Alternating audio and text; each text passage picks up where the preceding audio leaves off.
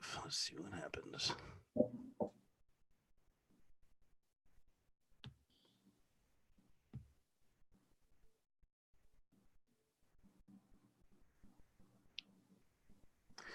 All righty. This is Tom Scarda from the Franchise Academy. Want to welcome Brandon Webb. How are you? I'm good. I'm a little under the weather, but I'm coming out of it. So I got that crud that's been going around the city. Yeah. And so you're in Manhattan right now, right? Yeah, I'm in Manhattan. I'm looking forward to going down to Puerto Rico soon, which I have a house. Oh, nice. Being remodeled right now, which is not a fast process. Right. Yeah, remodeling. Oof. Definitely been through that once or twice. So Brandon and I met, I don't know, 2-3 years ago at Ventura Air on Long Island. Friend of ours, a mutual friend of ours, right? Nick Tarasio has an awesome outfit out there. And are you keeping your plane out there right now? I've had a plane at Nick's place for about 4 years. I just recently sold a couple planes. I'm reshuffling my personal fleet. I'm trying to downsize. So I don't know if the next plane will be at Nick's place or not. It's the easiest place for me to get to is White Plains. Oh, okay.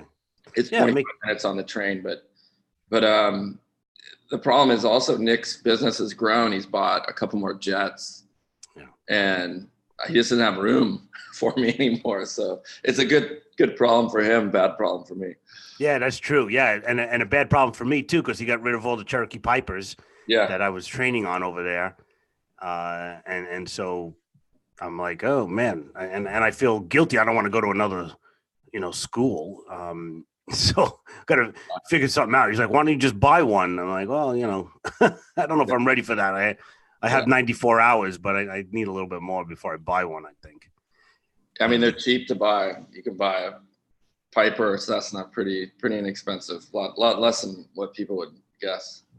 Yeah, I agree. And the thing is if you were to buy one, buying it from Nick's fleet and the kind of maintenance that the crew does there, Ventura Air is just, second to none. They are meticulous about everything. Yeah. So, you're buying a great plane when you buy it, when you buy one of his planes. And what I remember is you had that blue Navy plane that was parked there for a while. What kind of plane was that? Do you remember? Do you know what I'm talking about? Oh yeah, no, it was a Vans RV6 Alpha, but I sold that. Oh, you did? Sold that last year.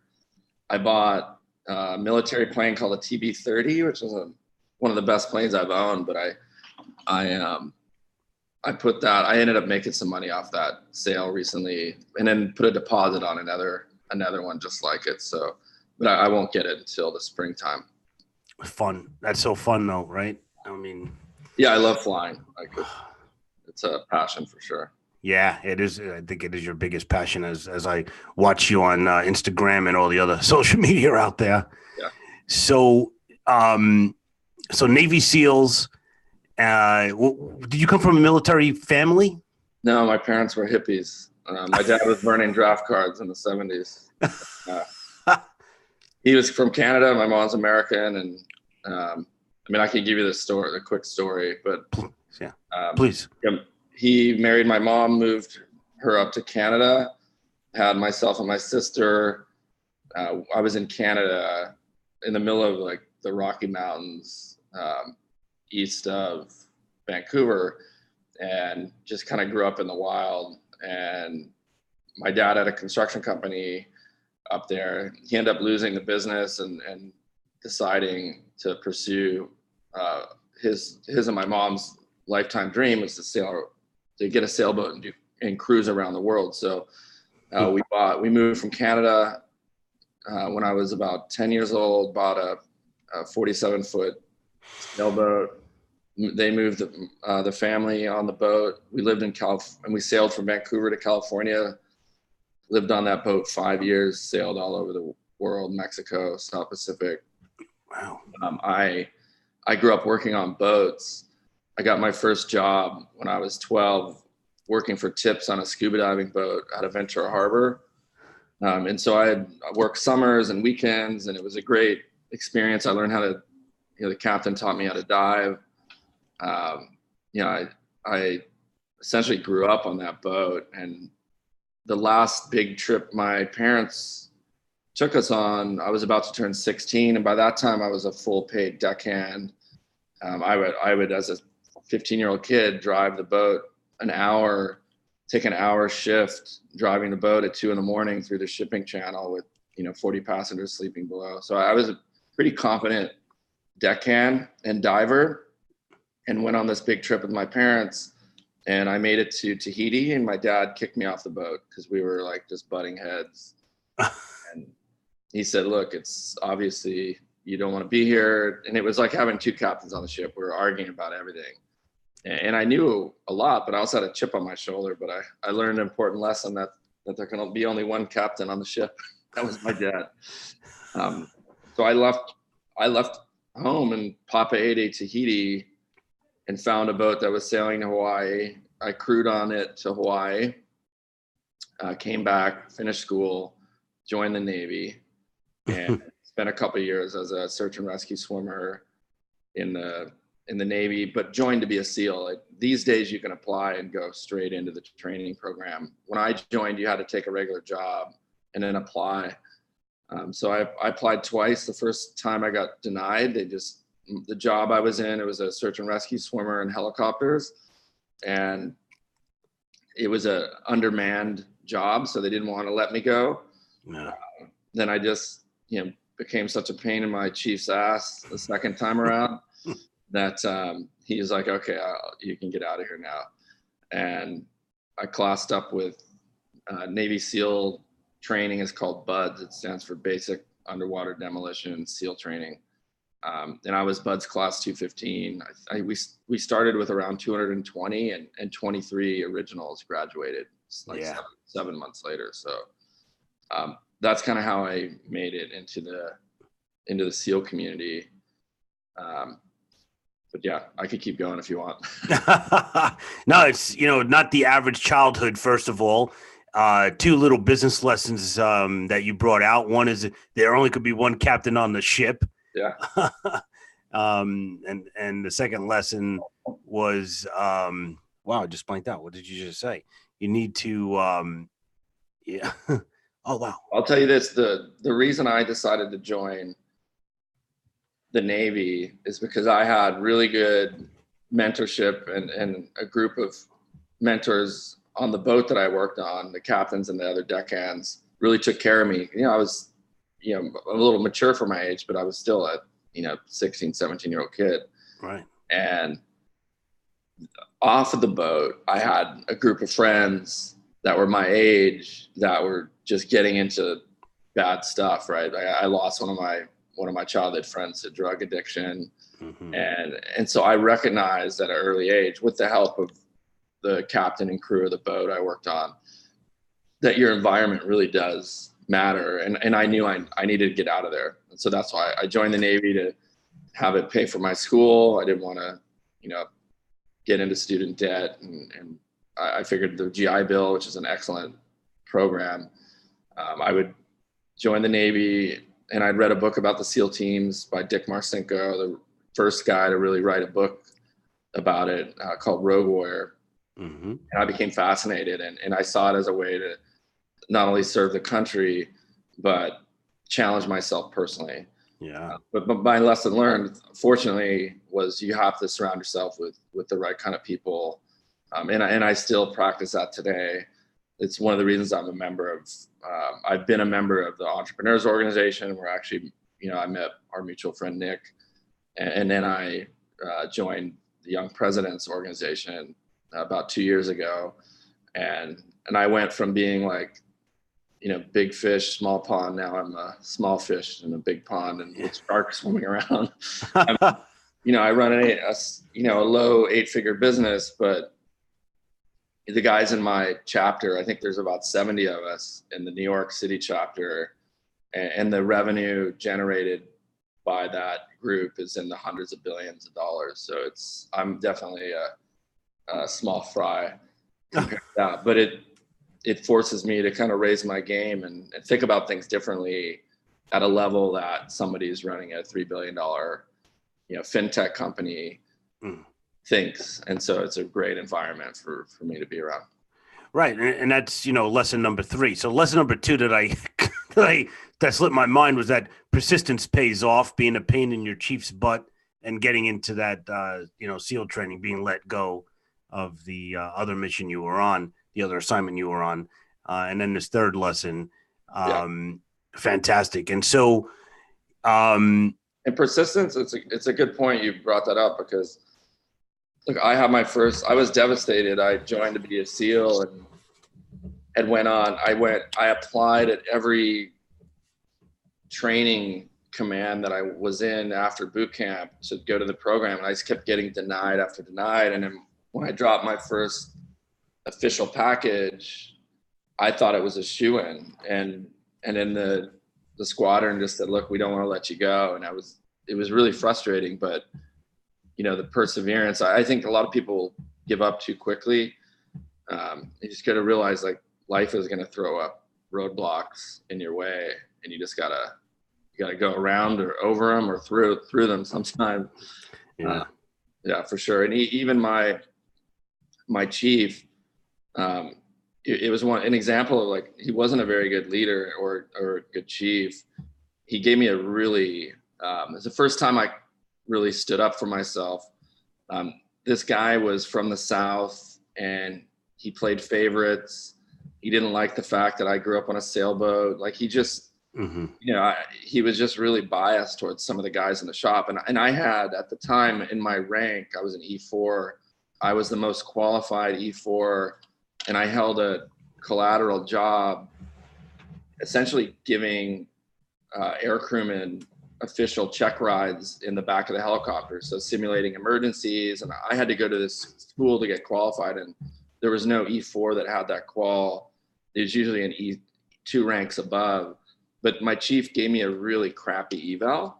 And I knew it was personal, and it was unfair. So rather than whine about it, on the bottom of the evals in the military, you could check this box that says you want to submit a formal statement. So I checked the box, I wrote a statement, and I turned it into the chief 2 days later. And he was like steaming at the head, because he didn't realize I checked the box. And he's like, "What the hell is this, Petty Officer Webb? Like, what are you doing to me?" And I say, "Look, I think I should have got a higher rated eval based on these merits. These are the facts that I outlined in this letter." And we went before our commanding officer, Commander Rosa, and and I really was careful that I just stated the facts. It wasn't me being emotional about, like, oh, I'm being treated unfairly. Like, this is what block 1 of this evaluation says: military professionalism, and these are the requirements. And I'm like the top. I have all these qualifications, and this is why I should have been scored a 4.0 instead of a 3.0. Right. And I just did it like that. And my commanding officer turned to my chief, and he says, "Chief Carnley, what do you have to say for what's the deal? Like, what's your position?" And he was just like, blah, blah, blah, stuttering. And the commanding officer, which is unheard of because the chiefs are so powerful in the Navy, like, the chief is the expert and the senior manager. And my commanding officer looked at me, he said, "Petty Officer Webb, obviously your chief doesn't know how to write an eval. You write your own eval and turn it in." And so I wrote it, my own eval, and my chief could not get me out of there fast enough. I was on the next, I had orders to the next Navy SEAL training class. But it was, it was the first time I had to really stand up for myself, which I think there's a time and a place to do that. And do it in a respectful way and a more of a fact-based way. This isn't like, oh, I'm going to get the chief in trouble and make up a crazy story. This is like, I'm just stood up for myself. So, I think there are those moments in life where you have to do that, or else it could, to me, that was a why in the road, right? I could have went one direction or another. So well said, and a great lesson there. You always have to stand up for yourself in a respectful way, and claim your stature, and it's authentic. It's very authentic, and people respect it. Yeah. It's the toughest thing to do, but people respect it for sure. So I want to talk a little bit about your book, Mastering Fear. Yeah. What's the premise? Tell us a little bit about the book. What made you write this? So Mastering Fear, I wrote this book because I had taught one of my closest friends how to swim when he was in his 40s, a very successful technology venture capitalist and best-selling author, Kamal Ravikant. Huh. And he had been coming to me and saying, I've never learned how to swim. I have this fear of the water. Can you recommend any courses? And I said one day, you know what, let me just teach you myself. And he's like, well, people have tried that. And I said, just give me 1 week.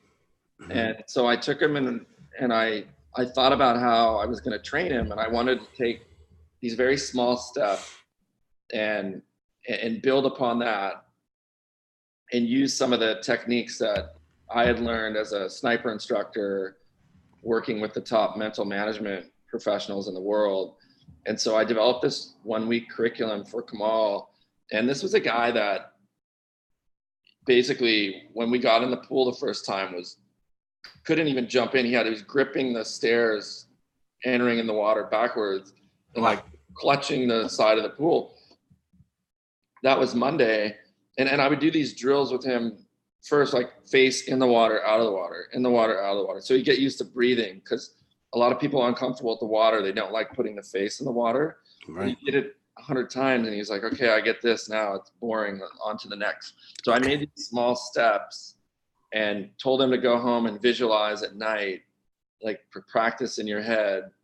And by Friday, he did a cannonball in the 15-foot section, could sink himself to the bottom of the pool, because I taught him how to use his lungs as a flotation device. We take a deep breath of air, our lungs fill up and act as a buoyancy compensator. Yep. And he could swim. He could swim the length of the pool back and forth. Not going to win any races, but he was a competent swimmer. And he said, you know what, the thing that I realized you did for me was he's like, I was scared because of your background that you were just going to throw me in the pool and say, suck it up.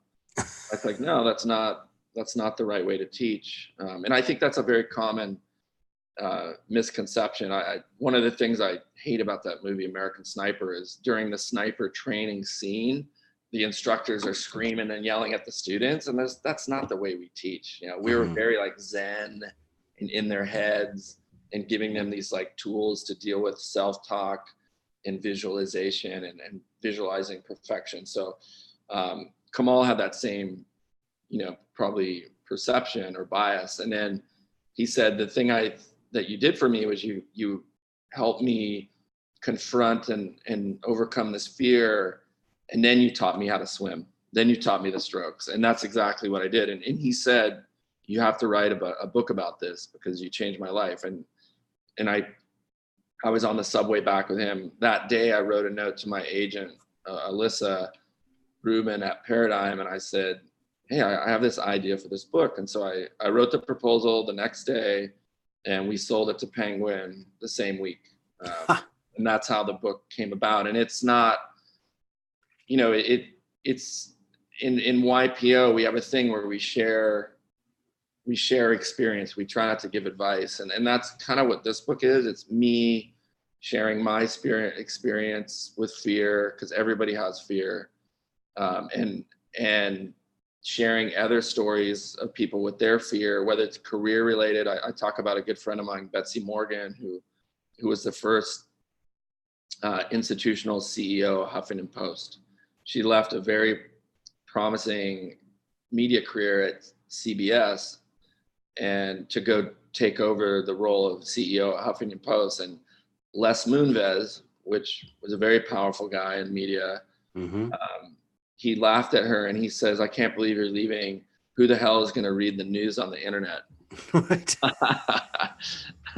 And so there's these examples of my own examples in the book, but also it's filled with other people who you would think, wow, this person, I can't believe this person has, fear of switching careers. To my friend CJ Ramon, who was a Marine Corps veteran, was getting out of the Marines and tried out for the bass position on the Ramones and got the job. But he said, I was terrified to go out and play my first gig because I just took over a spot for this beloved Ramone bass player. And he said the crowd hated me. You know, there were signs like, get the hell out of here. So yeah, I'm really proud of the book. I'm talking to my publisher now of adapting it for a younger adult audience, because I think it would really help a lot of kids, especially in this environment we're living in today, where America has become so negative in the press and people's opinions, and it's really, you know, I think now more than ever we need tools to deal with negativity and just being in this environment, right? So that it's something I think the kids would really benefit from, because I've used it on my own kids and seen the results. Yeah, amen to that. The kids definitely do need it, and so it's available on Amazon, I presume, and yeah, everywhere books are sold. Everywhere books are sold. Everywhere books are sold. Barnes and Noble, Amazon, yeah, everywhere. Mastering Fear. So it's just, you know, it's stories and that's a great way to teach. It's really the best way, the only way to teach. It's stories, but it's also I broke it down into a system, you know, and so there is a system in there, but it's basically, you know, this isn't an academic look at fear. This is real people, successful people, and how they've kind of overcome fear on their own, and it's their stories, because I think we just learn better by storytelling. It's, you know, it's from the beginning of time, you know, we've passed on these traditions and practices through story. So I think that's the best way. Absolutely. I'm a big proponent of storytelling, very involved in organizations that do that. And it's funny, as we're talking, the audience that's listening for the most part are maybe thinking about buying a franchise, and statistically in the franchise industry, only one person out of every 100 people that buy there's only 1 out of 100 actually buy a franchise and they go through with it. And the number one reason for not going through it is fear of the unknown. Yeah. I mean, look, I think the franchise business is a great business because it gives you a whole toolkit and support system to get a proven business model off the ground. You know, it's something I talk about with my own audience sometimes is, I mean, now has never been a better time to buy a business. You can literally you can use an SBA loan, Small Business Administration loan, and get the owner to carry some of the down payment, and can buy a cash flowing business for virtually no money down. And a lot of these baby boomer business owners just want to move on. They've put their kids through law school, medical school. Kids are successful. They don't want the business, and they just want to pass on their baby to somebody else.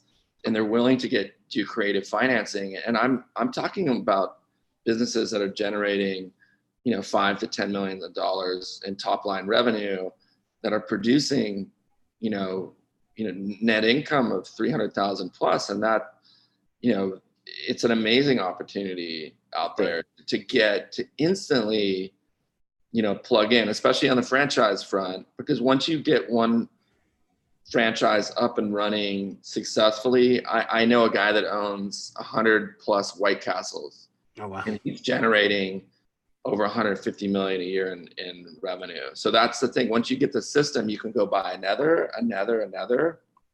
Next thing you know, you have, you know, 10 franchise locations, and you're buying up more, and you have a very successful, profitable business model.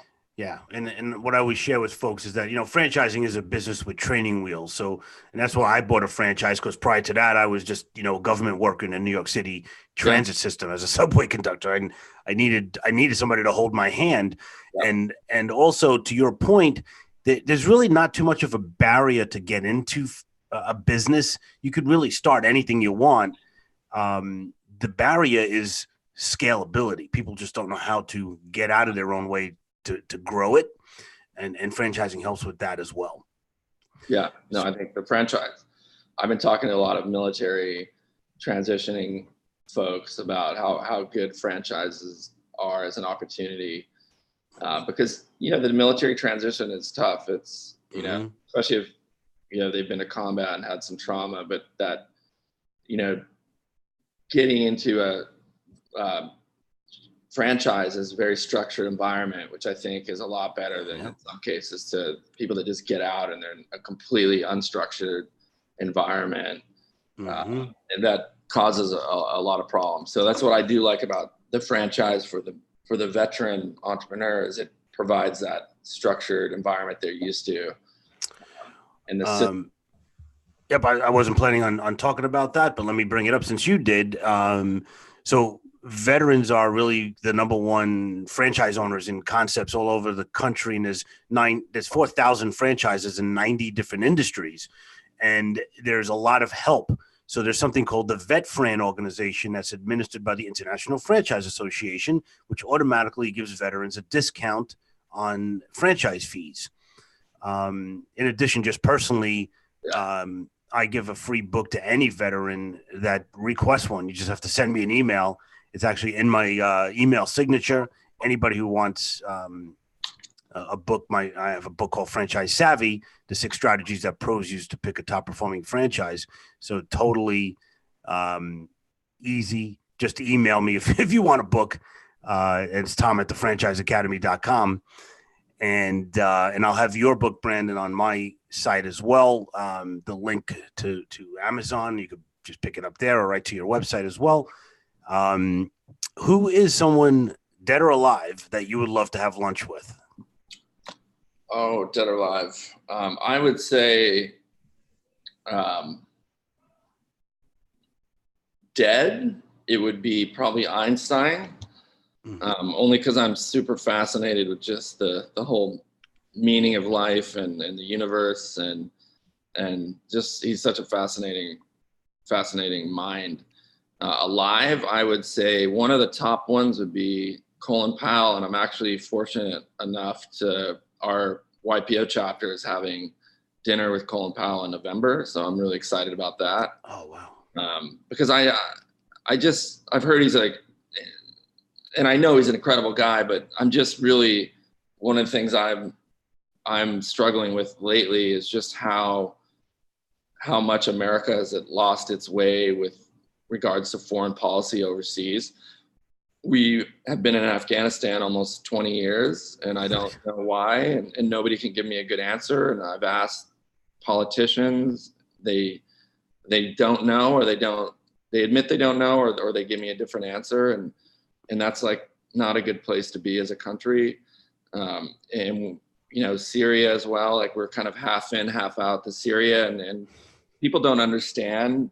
A lot of people don't understand that part of the world. And it's, I get it. It's very complex. The social, religious, economic factors at play, geopolitical issues is very complicated, but going up against Assad in Syria essentially is like going to war with Russia, China, and Iran.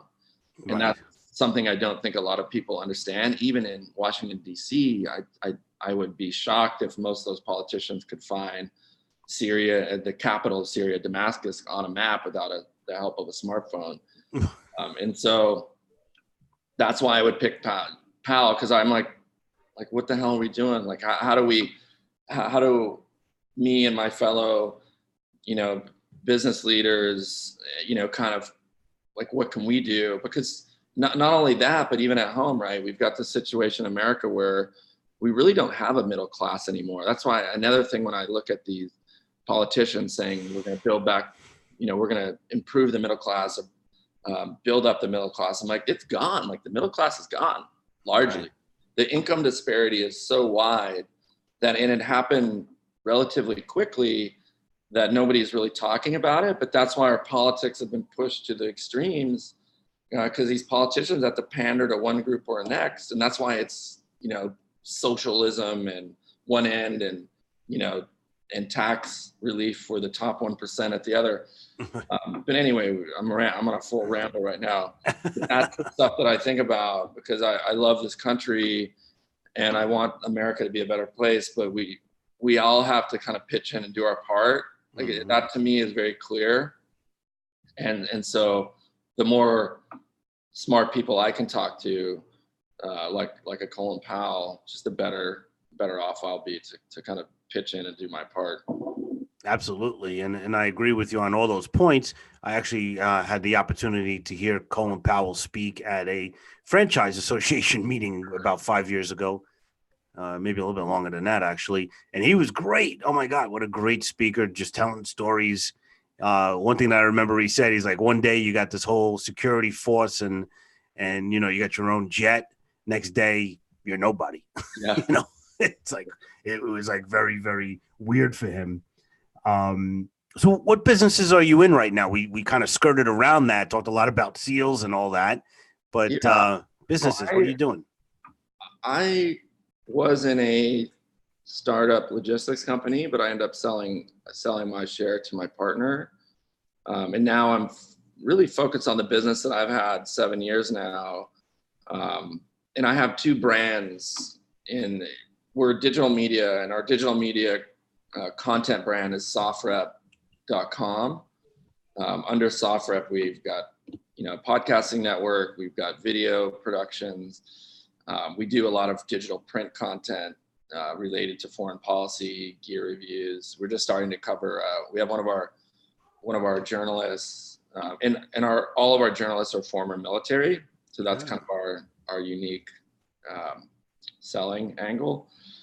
And one of the guys is an up and coming MMA guy out of the Air Force, Connor. And so he's covering the kind of UFC, MMA, boxing for us as well. So we serve a large male audience that are into military content. And that kind of, one of the reasons why the UFC was an easy choice for us, because we have a lot of crossover demographic into that kind of the MMA fans of the world seem to also enjoy reading about the guy, the Bin Laden mission, where the SEAL Team 6 Red Team went in there to get Bin Laden. So that's our content side. 3 years ago, I launched the Crate Club. It was really, Crate Club presented by Sofrep, and the Crate Club was a monthly box. It's now a quarterly box because we just, we grew so fast and we had a lot of growth problems. And I realized that a quarterly was a much better, not only a better customer experience, because we could take our time and really plan the quarterly box. And it's, we have 3 levels, but we only have 4 times a year now we ship rather than 12. Right. And that monthly, it was like the monthly system was like having Godzilla in your closet, just like banging on the door and waiting to get out every month. Yeah. But that business has been good for us. And then we just started getting into more of an experiential side of the business. And we have our content, the Crate Club, our online store, but also we did a pilot course this September for a kind of like a Navy SEAL weekend. We took guys and we did driving and shooting. It was a whole experience. And next year, next October, we've already booked the dates at Virginia International Raceway. We're going to have at least 5 different training offers. So it's like a sniper experience, a kind of hostage rescue experience, offensive, defensive driving, a shooting experience. So we've created, I've turned it into a $1 million plus weekend for us. And it's fun. And it's an opportunity to kind of, for a lot of the community that we've built over 7 years, to come out and interact with these celebrity military instructors, kind of like the military influencers of the world. Yeah. And have this like really cool experience that some of these guys that show up, they're very successful guys, doctors, business owners. And they're like, man, I just wish I had joined Delta Force or the SEAL teams. And now they can kind of get a taste of it. Yeah. And maybe bring their son along with them. So it's cool. And I'm looking at actually turning that into a festival of sorts, to have like a big headline band Saturday night and turn it into a really cool, fun weekend. Dude, that's brilliant. I love that idea. I have probably 100 guys that I could call today that will do that. Yeah. And as you said, my son Anthony and I will love to join that. Maybe that next one in Virginia. I got to check out that website. Where can we find out more? Are you set up yet on a website? Yeah. No, you can go to softrep.com and click into our academy, the academy section. It'll list all the courses out. And VIR, it's called Virginia International Raceway. VIR is an awesome facility. Paul Newman used to race there.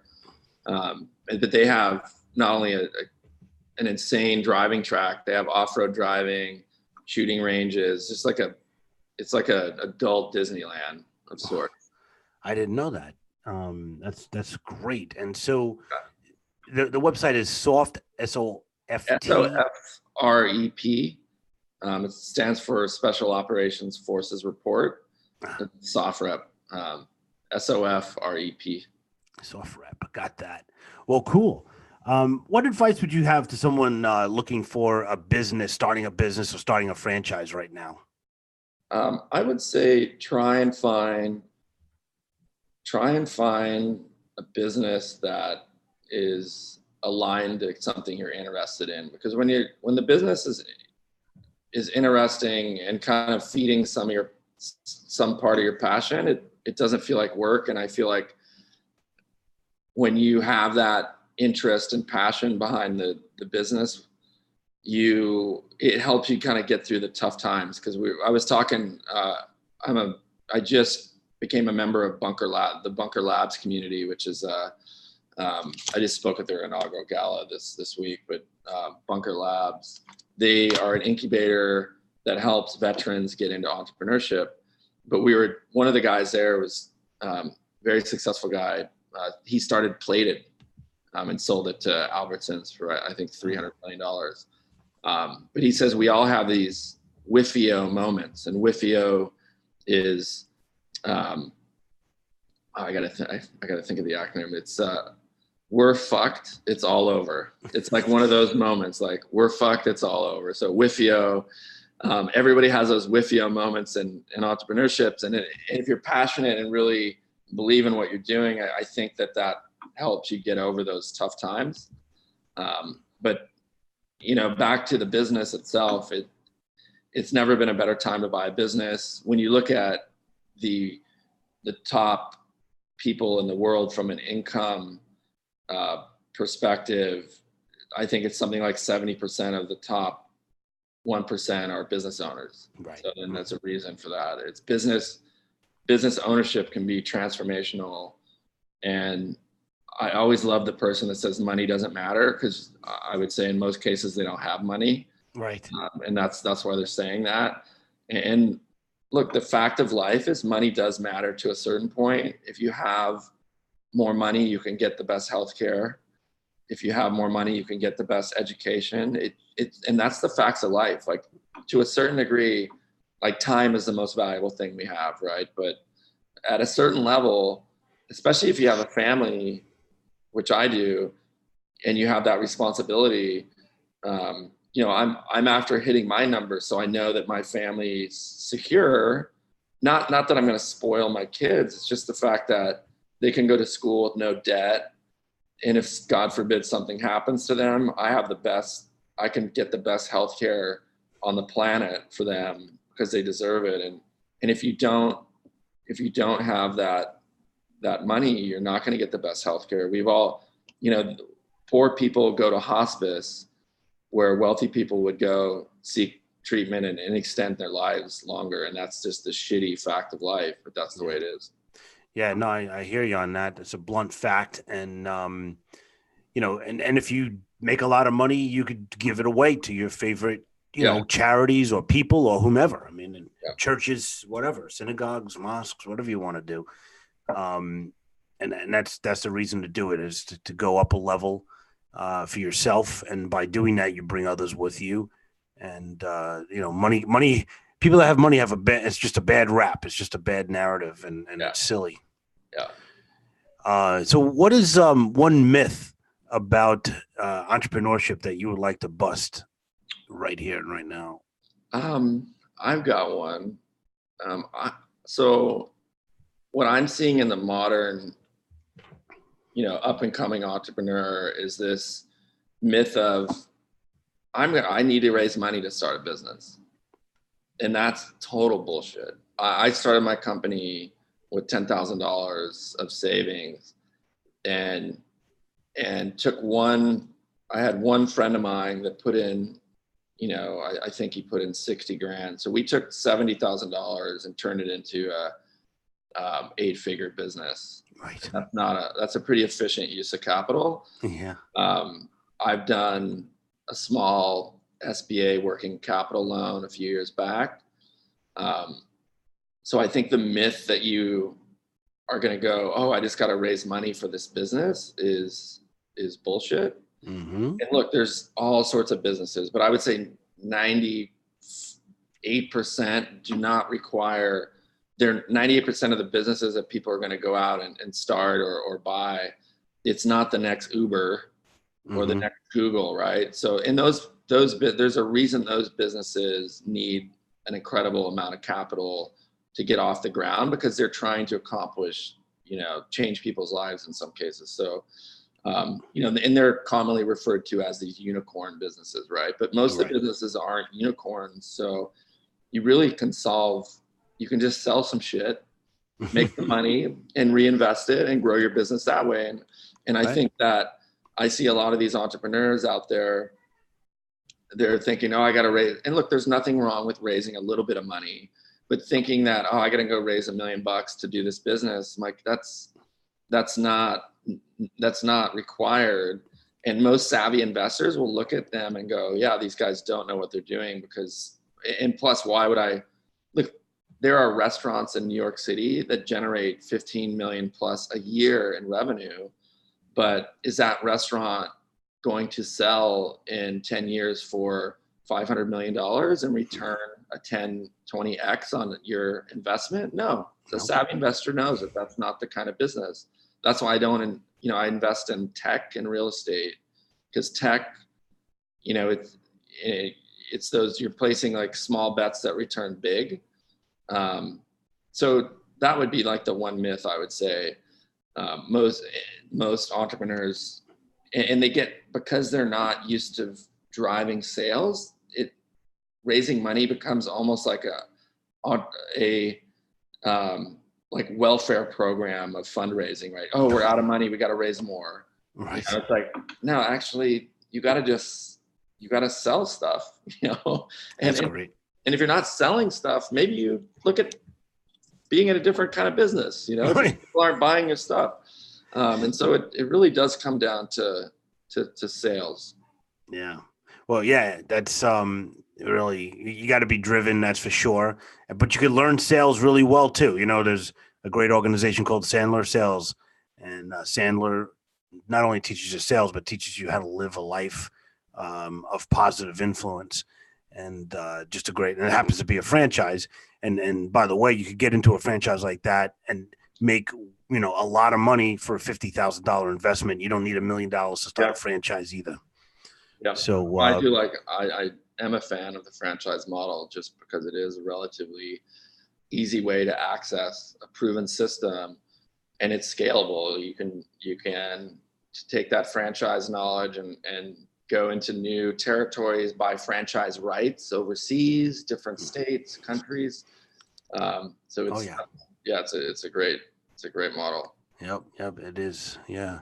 So I want to thank you so much, Brendan, for your time. We were really just trying so hard to get you on this podcast. It's really great, Brandon. So grateful for you and for your service. Thank you so much, and God bless you. Yeah, thanks. I appreciate you having me on. Yeah, man, we could talk for 10 more hours. So maybe we'll do another episode sometime next year. Yeah. And I know I'm going to save it to my Instagram, but I got some good comments on the Instagram live too. Oh, so good. When the show goes, let me know and I'll make sure to promote it. I certainly will. Thank you, Brandon. Okay. Have a great one. You too. Bye. Thanks. Bye-bye.